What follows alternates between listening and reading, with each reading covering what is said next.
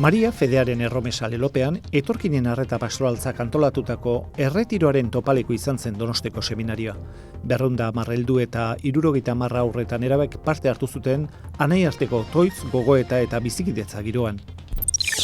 Donostiako Hartzaiona katedrala Aita Donostia jaialdiaren baitan antolatutako eguberrietako kontzertu ederraren agertokia izan zen.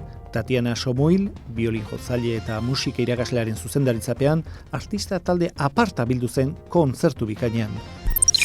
Fernando Prado gotzaina, Mikel Aranguren bekario nagusia eta Lucia Alberro kantzilar idazkariaren parte hartzearekin, eraberritze batzordea bildu zen, ikasturteko lehentasunezko helburuetariko bat den, berritze prozesuaren ekintzekin jarraitzeko asmoz.